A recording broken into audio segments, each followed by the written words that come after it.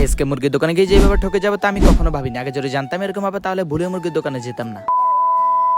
তো সকালের দিকে মা হাতে টাকা ধরে দিয়ে বলো দোকান থেকে যেন একটা মুরগি নিয়ে আসি। তাই আর লেট না করে তাড়াতাড়ি রেডি হয়ে গেলাম। তো ওই দিক দিয়ে আনার সামনে দাঁড়িয়ে চুলটাকে একটু ফিটিং প্যাটিং করে নিলাম। চুলের ফিটিং প্যাটিং শেষে আমার আরন 5 দিয়ে বাতাস খেতে খেতে চলে আসলাম মুরগির দোকানে। গাইস, এটাকে মুরগির দোকান বলে ভুল হবে, এটাকে মুরগির দোকান না বলে স্বর্ণের দোকান বলা উচিত। কারণ মুরগির যে হারে দাম বাড়ছে মুরগির দামও স্বর্ণের দামকে হার মানাবে। যাই হোক, তো এখান থেকে 2 কেজি ওয়ালা একটা মুরগি নিয়েছি। বাড়ি থেকে আনছিলাম 400 টাকা, কিন্তু এখন মুরগি নেওয়ার পর ফেরত আসলে মাত্র 50 টাকা। এবার বুঝেন কেন আমি মুরগির দোকানকে স্বর্ণের দোকান বলছি। ভাই এতটুকু একটা মুরগির দাম নিচ্ছে 350 টাকা। ভাই এরা কি মুরগি বেচতেছে নাকি স্বর্ণ বেচতেছে সেটাই তো আমি বুঝি না। এরকম চলতে থাকলে কদিন পরে মুরগি খাওয়ার আশা ছেড়ে দিতে হবে। যাই হোক, তার দিয়ে দোকানে চলে আসলাম যেটার জন্য নারিকেল কিনতে। আর নারিকেলের আলী আমাদের থেকে নিচে 400 টাকা। এটা কি বাংলাদেশ নাকি ঠকাইনা দেশ এটাই বুঝি না। অন্যদিকে ঘরে বসে থাকতে থাকতে আমার বোরিং ফিল করতেছে। তাই বিকেলের দিকে আড্ডা দিতে চলে আসলাম আমার ছাপড়ি বন্ধু ইব্রাহিমের সাথে। এখানে আসতে না আসতে সে আমার সাইকেল নিয়ে টানাটানি শুরু করছে। বন্ধুকে বললাম আর কত সাইকেল চালাবি, এবার একটা বিয়ে কর, তাহলে দেখবি বিয়ের পর শ্বশুর বাড়ি থেকে সাইকেলের পরিবর্তে হুন্ডা পাবি। কিন্তু বন্ধু আমার কোনো কথাই শুনলো না। যাই হোক, কি আর করার। তো আজকে মি ব্লগ এতটুকু দেখাবো, মি ব্লগে। আল্লাহ হাফেজ।